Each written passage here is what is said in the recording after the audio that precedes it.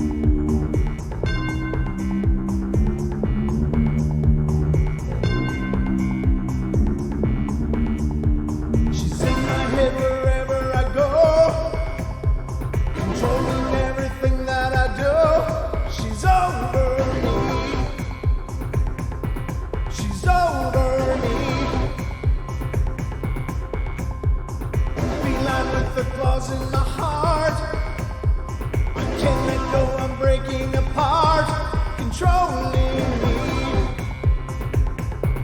controlling me.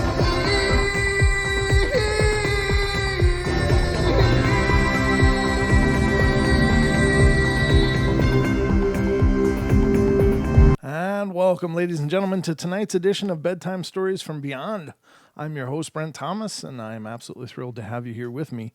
Thank you for joining me, and thank you for always, you guys always being on this journey with me. It's just been, it's been absolutely incredible, and I've just really glad that I made the choice to do these nightly episodes as well. I just find it so cool. I don't have to miss doing it. I don't have to be longing for the show nights anymore because it's every night. The only thing that's tough is shutting off the episode. But tonight, I thought it'd be great to take a little journey this time.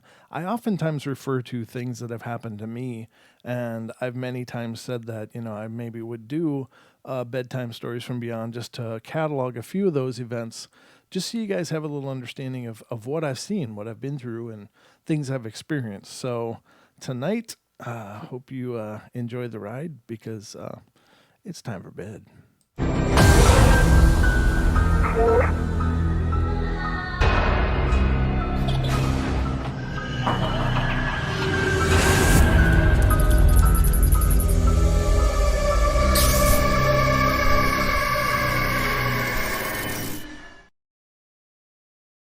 So tonight, ladies and gentlemen, it's a walk in my shoes, and this is going to be not an exhaustive cataloging of what I've experienced, but it's going to be some of the key experiences I've had in my journey, and it kind of explains why I find the paranormal so absolutely compelling and fascinating and intriguing.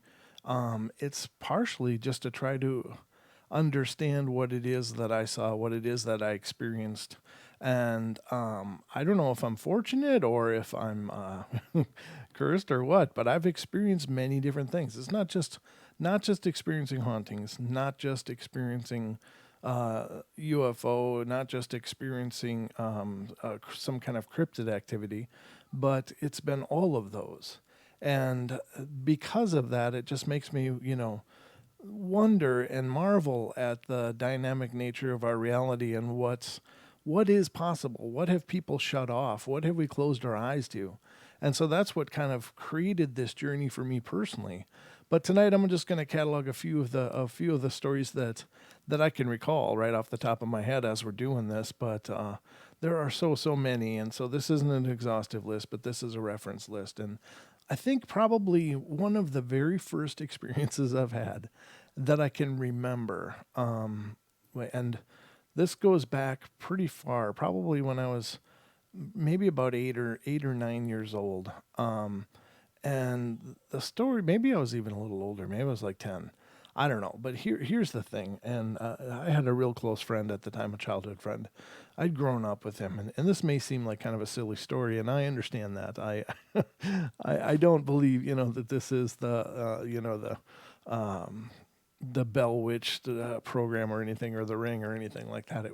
It's kind of a silly story, I suppose, but to me it was absolutely profound, and still has me scratching my head to this day what it is I experienced. And so what it was I was kind of coming to the realization I was really I was really desperately hanging on to the and if you have little kids you might want to plug their ears or whatever, but I was really struggling with the idea of Santa Claus at that time, and it was around Christmas time, and I was staying at a friend's house, and he and I were always either at my house or his house. We just kind of went always back and forth. We were pretty inseparable for all of our childhoods, and I was at his house, and I was staying overnight, and we were having the discussion about all of this.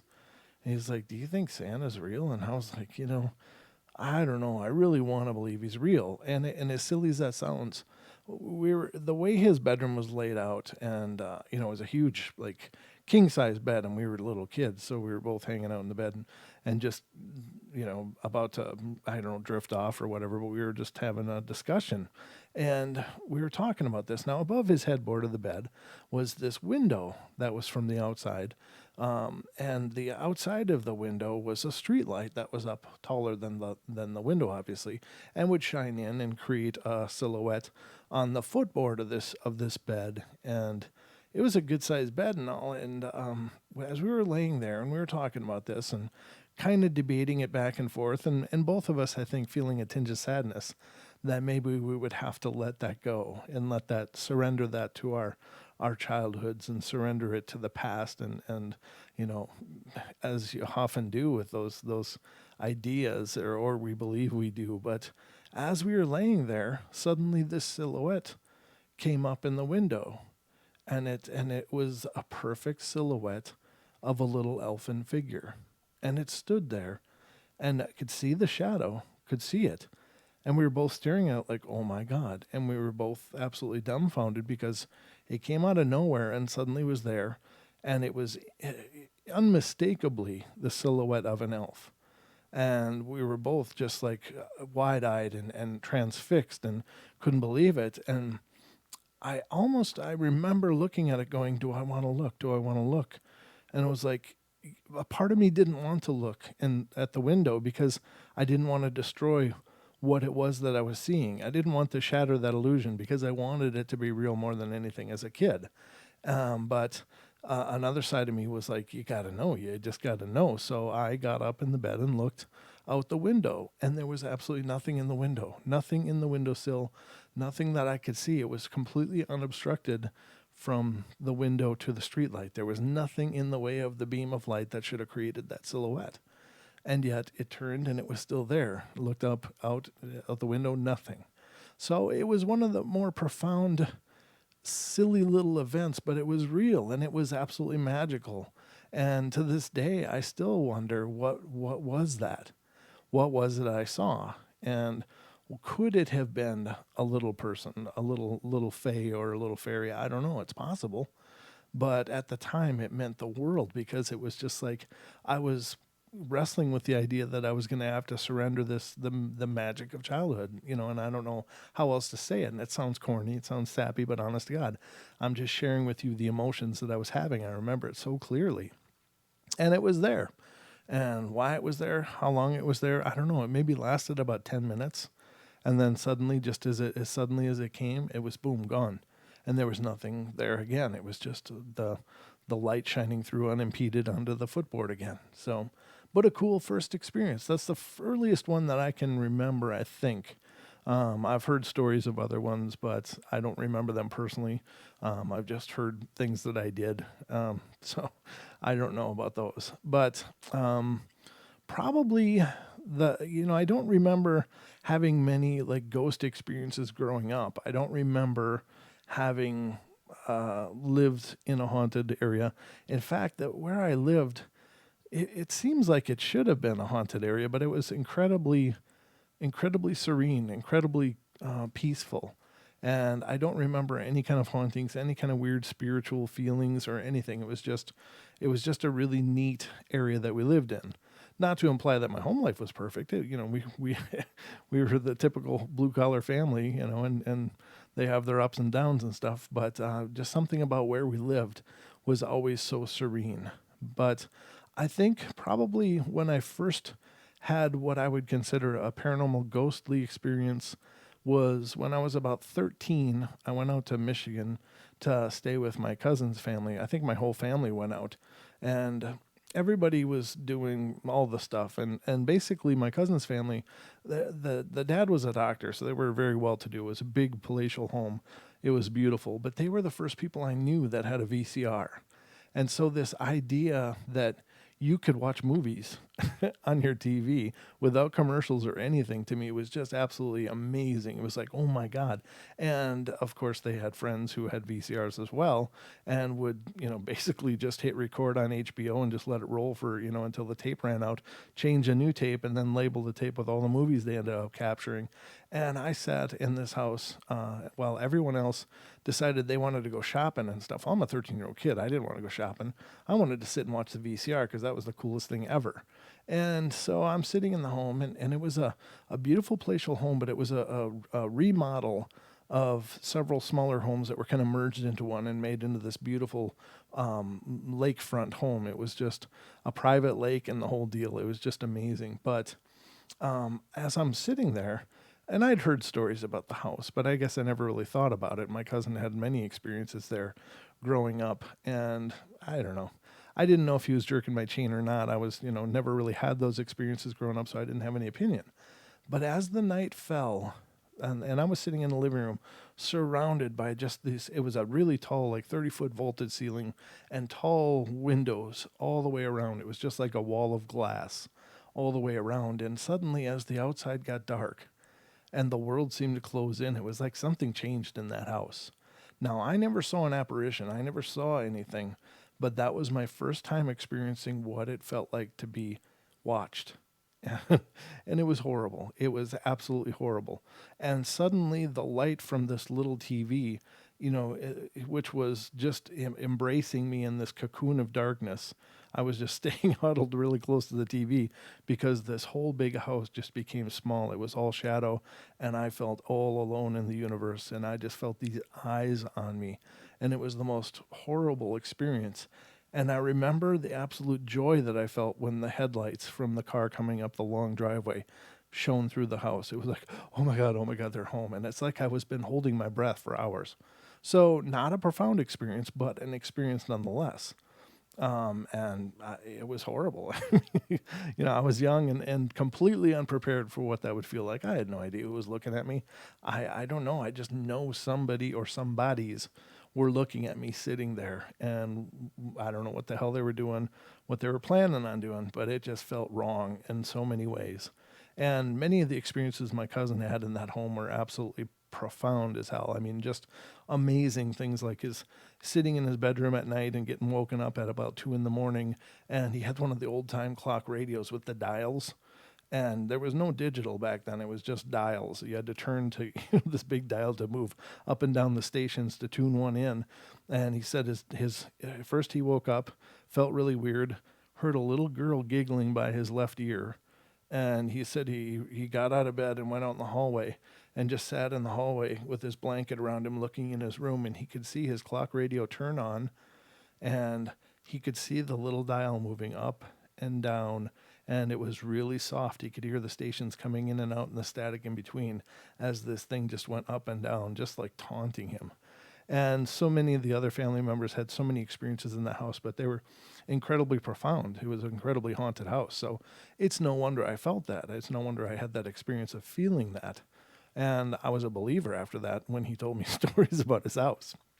So that was probably the first experience I've had remembering what that felt like, or knowing what it felt like to be exposed to a paranormal environment.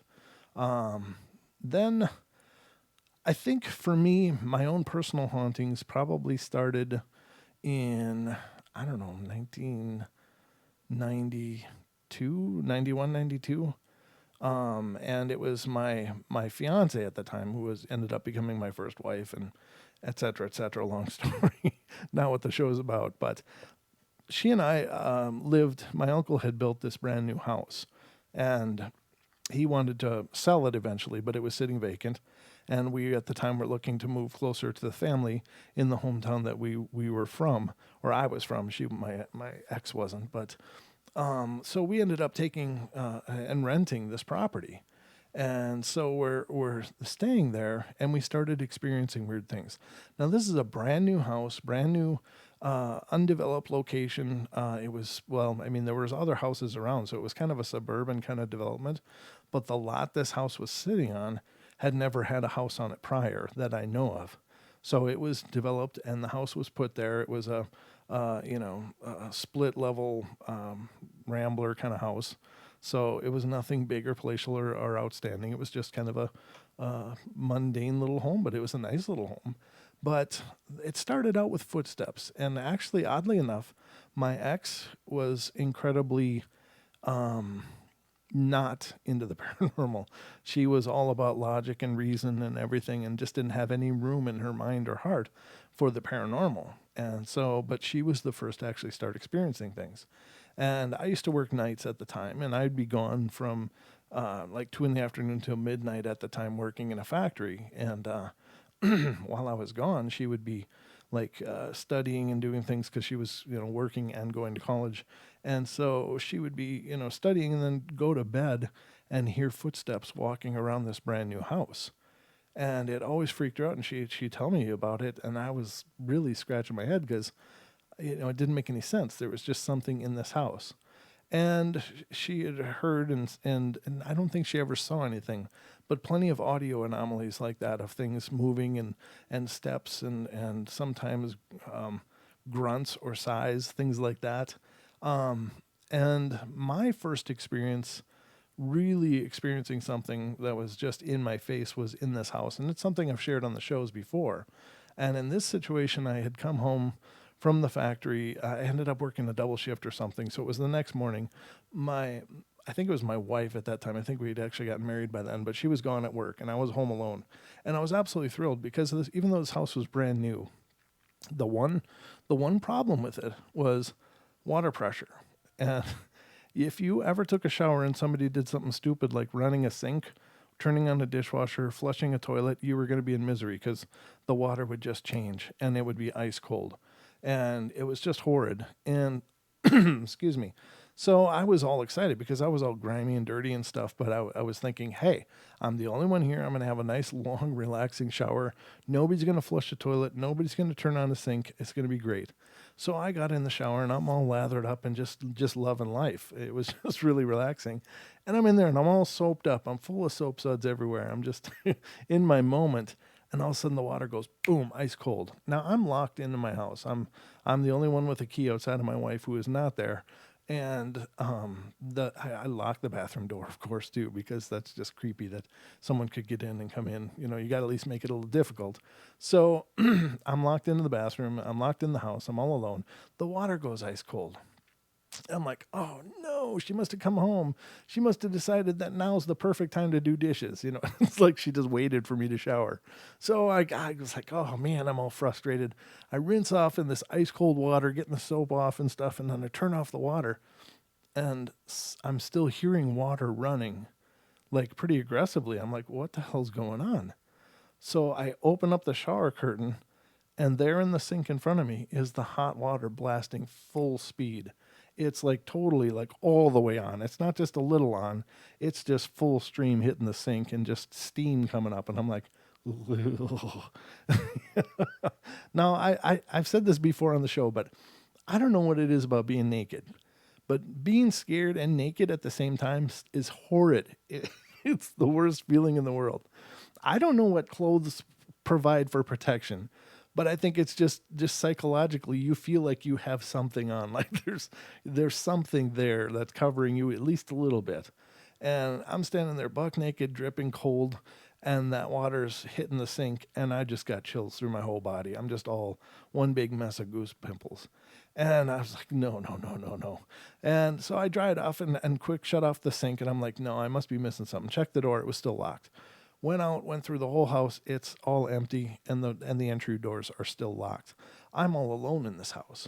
So that was my first dead on, in your face, I'm here, and you have to notice me. And it was incredibly unnerving. Now, I do have to say that normally I don't get at all freaked out by ghostly things.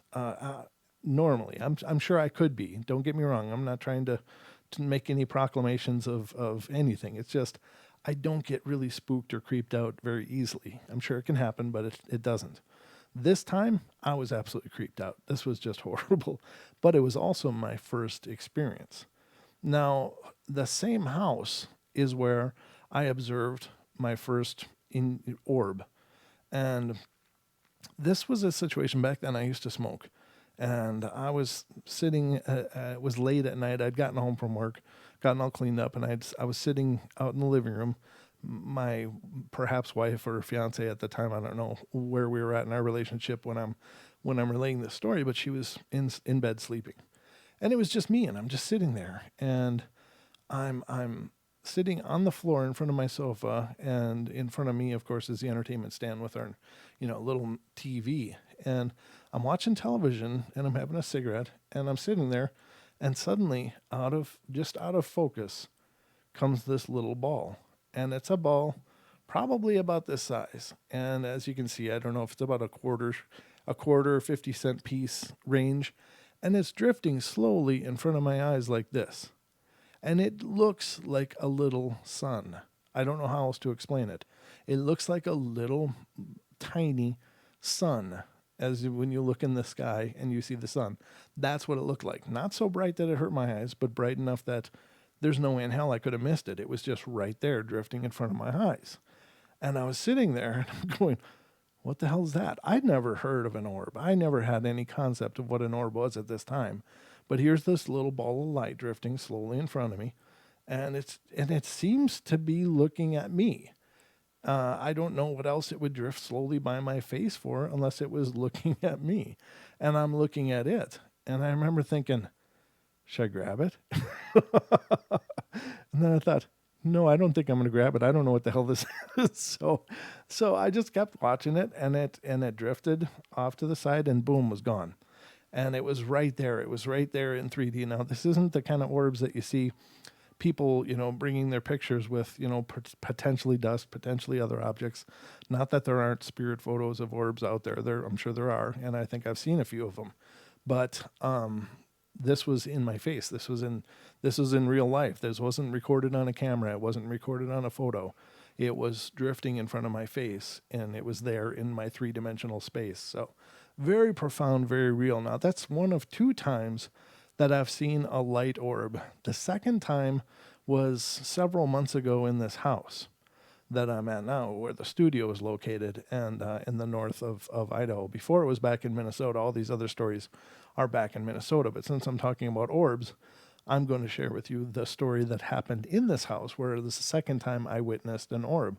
I woke up from being asleep at night, and I was the first one up. My little minion and my wife were still asleep.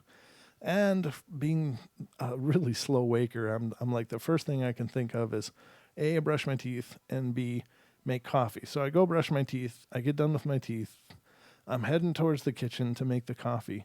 And as I come around the corner to go into the kitchen, about a foot off the floor, as I'm looking down, because I'm still tired, I don't look up for a while, about a foot off the floor drifts this little ball of light around the corner of the cabinets, comes right up to me and goes around my legs and by, and then was just gone.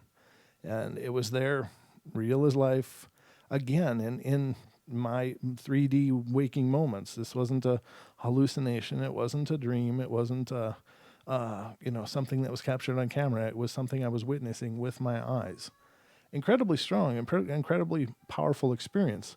Not creepy. In both cases where I've seen these orbs, I felt absolutely no fear. I felt no trepidation, no hesitation, other than I thought, should I grab it? And then I thought, no, I should not grab this. But other than that, it was just experiencing this little energy ball going by, which I believe I understand now to be some type of spiritual energy. And there it was. So those are the two times that I've experienced orbs. Um, a couple more experiences just to round out. There are several more. There are so many more. But these are just to round out some of the ones that I've mentioned on the shows, and I wanted to have one repository for all of these, basic stories that I've shared on the show. The next one that I want to share to you is, which one? The UFO or the Bigfoot? Okay, I'm going to share the Bigfoot one with you guys, and I believe it was a Bigfoot. Now, just for the record, I didn't see it. I didn't see it with my face, but here's the story. The area where I lived, and I was 15 years old at this time, and I remember this time pretty clearly because I'd just gotten my learner's permit to drive and was really excited and was hanging out with my friend, and he was into what was called the Environmental Learning Center. He went to all these nature classes and stuff. Now, my family was a little more of lesser means, so I didn't get to do a bunch of those clubs like that. But I still love to hang out in the woods. To me, that was my place to escape. It always had been in my whole childhood. I was just always in the forest whenever I could be. And we went to this big forested area. It's a state park. It was very close to where we lived, but we were hiking up this ravine, and it's a beautiful ravine, and it was something that I always tried to do every year, at least once or twice when I lived in the area, because it was just, I don't know, kind of a rite of passage every year. But we hiked up this ravine, and we had been to the top of the bluff, and that's what they call the hills out there, is bluffs. And apparently the only difference between a mountain and a bluff is a bluff has a rounded top, a mountain has a pointed top. But they are much shorter than mountains as we understand them, so they're maybe several 100 feet tall, and that's about it. But so we're up on the hill, and we're coming down. I think it was like a Saturday. I'm not sure, but more than likely it was a Saturday. But we were coming down the ravine, and we'd stopped at this. It was kind of a seasonal run. In the spring melt, that would be a rushing stream until the snow melted off, and then it's a dry run the rest of the year. But there's this beautiful waterfall place, and we kind of got down that waterfall place, and we're standing on the ledge below that where there's about an 8-foot drop in front of us and a bunch of boulders around. And we thought, well, let's just take a breather. And so we stopped, and we're standing at the ledge of this drop off and just looking down the rest of the ravine, kind of plotting our course, talking, and just being us. And suddenly this growl just cut right through us. And where I grew up, this area is southeastern Minnesota. So I'd been in these forests my whole life. I'd been in these areas my whole life. And the biggest animals we had that I knew of were white-tailed deer, which don't growl. There are coyotes, but they may growl, but you can tell it's a coyote growl. This growl was so deep and bassy and resonant that it shook my entire body. It shook my entire being. And I was absolutely frozen in fear. I couldn't do anything. These woods that I had known my whole life were suddenly foreign. I had no idea what was going on. I had no idea what was there with us. But it was directly behind us, but above. So if it was standing, it would have been around, the 7-8 foot tall range, depending on how far behind us it was. But it was absolutely huge. It was so bassy and resonant that even a grizzly growl, and I've listened to tons of growls, and the only time I've heard anything in the years since that I think matches what I heard was other recordings of claimed Bigfoot growls.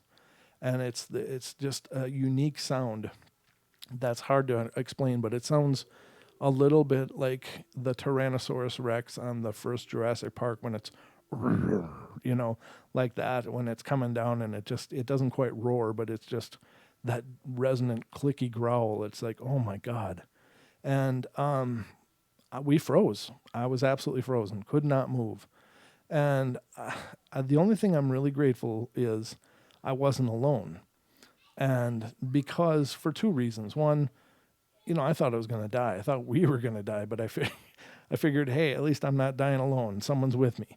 The second reason is because someone else experienced this with me. I wasn't alone. There was someone else that could recount this story. It wasn't just some kind of fascination or trick of psychology. This was real. It was something we both felt. And either he said or I said, what the hell was that? And either I said or he said, I don't know, but let's get the hell out of here. And we were finally able to get up the courage to go, and we just said, go. And we ran down this boulder field, jumping from boulder to boulder, just in absolute reckless abandon. But the alternative is you feel like you're going to die. Whatever's right there is so big, and just from a noise was so powerful that I knew that no matter what I meant to felt up to that point, at that point I was a mouse. I was a tiny thing that was absolutely vulnerable, and this thing behind me, whatever it was, could have killed me without hesitation, without problem. I just knew it was so big and so powerful, and I was insignificant. We flew down this bluff, and for years and years and years we would talk about it. What do you think that was? We didn't know. It wasn't a black bear sound. It wasn't a grizzly sound. There was no grizzlies in that area. There's no black bears in that area, allegedly. There might be the rogue black bear, but whatever this growl was so big and so huge that it was beyond our scope of reasoning. And it wasn't until many, many years later that I started learning about Sasquatch. And suddenly I was learning things and seeing things in those woods through the years that I didn't understand. They were just weird little anomalous things that I just said, well, that's odd, and then you just kind of dismiss it. Researching Sasquatch and researchers that have said, well, this is what they do, and then recollecting and going back to revisit after discovering the Sasquatch stuff and seeing those very same signs in that area was like, oh my God, I had a close encounter with a Sasquatch. That's the only thing that made sense. And did I see it with my eyes? No, I didn't. But I'm pretty sure if it wasn't just a growl, that perhaps it was infrasound, but maybe not. I don't know. I don't know what it was, because all I can remember is that deep, just permeating terror and the need to get down, get away, no matter what, just get away. And I don't know that I was hindered in any way, because people that talk about infrasound talk about how it hits them and how they're just incapacitated and unable to move and function. Well, I felt like I was moving just fine, getting the hell out of there in a hurry. So I don't know if it was actually infrasound, but it was a deep and foreboding growl. And we got the hell out of there. And it wasn't for years and years later, I finally connected the dots, went back up into those woods, have taken photos of things that I found in that forest, in that state park, that I believe are Bigfoot signs, and including structures and such as well. Some of those I've shared with Don. He's seen them, and perhaps sometime I'll post them or put them on one of these bedtime stories as well, so that you guys can see what we've discovered and what I discovered in those woods. But very wild, very cool. The UFO story, I guess, this is going to be the last thing I'll cover tonight, just because I don't want it to be a 3-hour show. I'm not sure how long I've been going now, but you open your mouth and just sound comes out, and then next thing you know, 2 hours have gone by. But the UFO story, and I've had a few experiences since then of seeing anomalous things in the skies. But the first one was by far the most profound and significant. And I am absolutely convinced that they are real. There's no question. And the story is this, and it's one that I've shared many times. So if you've heard this, I apologize. I don't mean to be redundant, but again, this is my attempt to put all these major stories in one location, so I can say, hey, go, if we're referring to it on the show, I can say, hey, go check out the Bedtime Stories from Beyond A Walk in My Shoes episode, that because that's all of my experiences that I discuss on the show. But the UFO story is, it was in this area. It was one of the reasons that I kind of fell in love with this area, to be honest with you. Not only for the fact that where I live is in the inland Pacific Northwest, and it's beautiful, like living in a postcard up here. It's just gorgeous. It's amazingly beautiful. But it's not only known stomping grounds and considered one of the prime ranges for the Bigfoot, but it's also it turns out a hotspot for UFOs, and I did not know that. But I found out, and not because somebody told me, it's something I found out since I saw what I saw. But the story is I was working with a company, and the guy that owned the company had a cabin in this very town. And I used to live in Minnesota, as I referred to, but I used to telecommute a lot and travel to different functions for the company. But essentially, I was up here on business, going to business meetings and stuff that we had in the area, and he had purchased a beautiful cabin up in the woods near here, up in the forest, on the side of a big valley, and it's a beautiful home. But he just said, you know what, we're not living up there yet, but if you want to go stay there, that's cool, and then we don't have to pay for a hotel. And I'm like, yeah, I could live in, stay in this beautiful cabin up in the mountains while I'm visiting. Why not? That sounds great. So I did, and while I was there, I knew he had a pair of night vision binoculars. And for those of you that aren't really, and I don't claim to be an expert at all or even knowledgeable on astronomy, but most of the stars in our galaxy are red.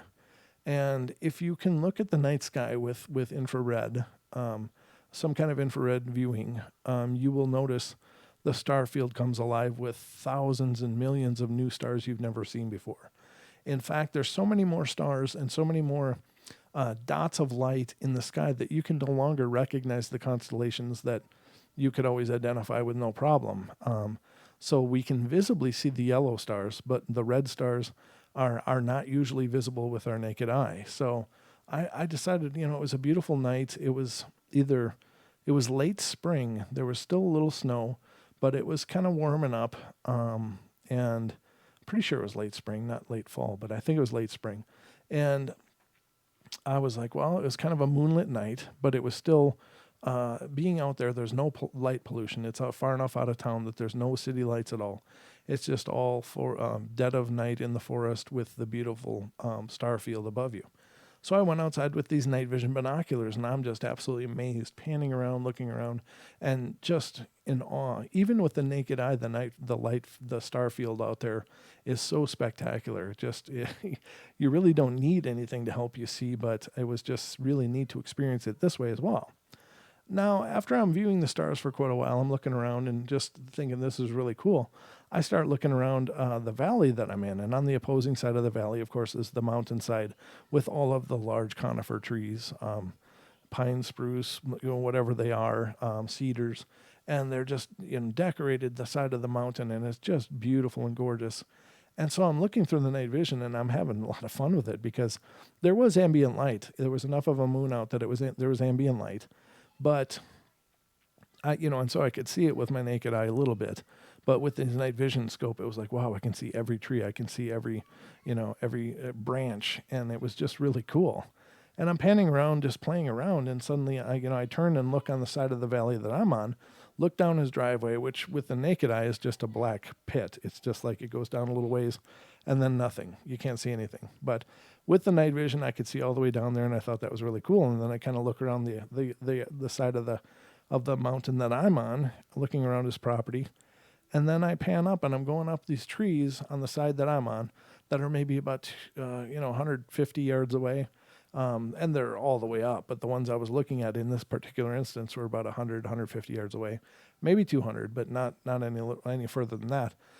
And I pan up to the top of those trees, and about 30 feet above the tree is a flying saucer. It's the proverbial flying saucer. And I was absolutely stunned. I was knocked off my feet.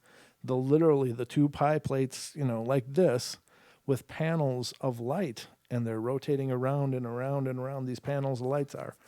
And it's like, oh my God, there it is. It's real. There is really a flying saucer here. And it was huge.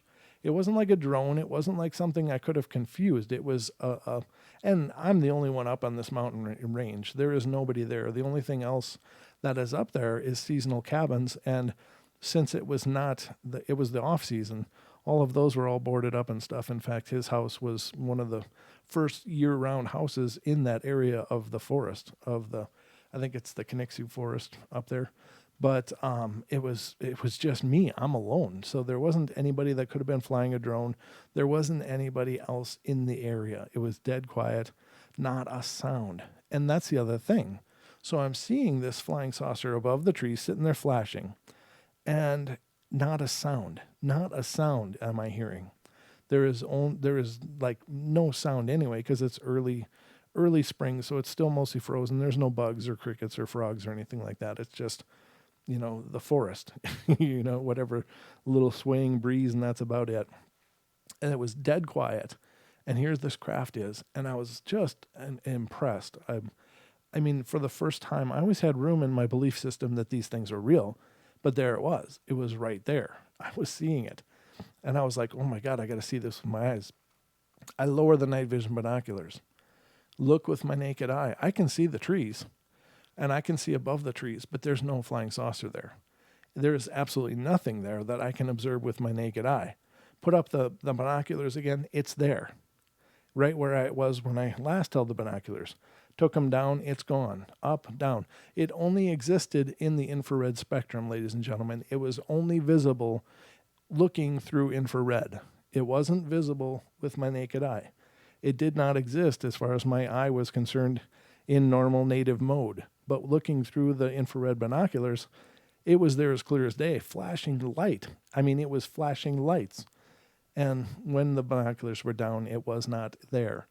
Whatever made this craft, whatever was flying this craft, was able to hide it from my normal eye spectrum. But the fact that I had night vision binoculars, it was there. It was still visible in the infrared spectrum.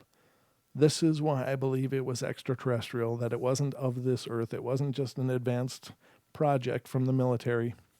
It was there, it was silent, and it was not there with my normal eyes. I looked at it for a while, and the realization hit me that it was most probably from outer space or some other dimension, and it was sitting there. And then it occurred to me that I'm about the only thing going on in this whole valley. It's just me and trees. And then I thought, I'm looking at them. Chances are they're sitting there looking at me. And then I was like, oh. And I decided that that's as real as I wanted this experience to be. I didn't want to be brought into a craft. I didn't want any kind of probing going on or anything funky. I was like, okay, I've seen it. I'm done. And so I went inside, shut the doors, locked them, and went and sat on the bed for about 3 hours trying to process this until the wee hours of the morning. I was just, it was there. It was real. Since then, I've also, even when I went back to Minnesota, started seeing things there. So it was like once that was opened in my head, suddenly I was able to observe them. And I've observed things, stars doing weird things with my own eyes without night vision binoculars. But I've also observed strange things with the night vision binoculars because after this experience, I went on Amazon and found my own pair and bought them because I had just witnessed, something that blew my mind and I wanted to keep watching. So I got a pair of the binoculars. I still have them. I still use them. In fact, on the UFO break that I show on the network shows, I do the defense footage, but the green footage in there is footage that I've captured on my night vision binoculars. And the green, the green hue with the light, the anomalous light, and that's right in my backyard here. So since then, I've talked to many people in the area, and they've had tons of witnesses of UFOs in this area. There's some kind of activity going on up here for some reason. Very strange. But ladies and gentlemen, in a nutshell, those are my most profound paranormal experiences. There are many more profound ones and other things that are just private that, I don't need to discuss or haven't discussed up to this point. But I just wanted to share those with you guys so you could hear the many various experiences I've had and, choose for yourself. But for me, they were real. For me, they stick with me. And for me, they shaped this vision that I have. And they expanded my vision so much because the universe grew with every one of these experiences. There wasn't just 3 dimensions anymore. There were many, many, many dimensions. There wasn't just a handful of possibilities. The possibilities are infinite. So my love for the paranormal is inspired in many ways by these experiences. And I do feel very fortunate to have had them. I've had negative experiences too, many, many negative experiences.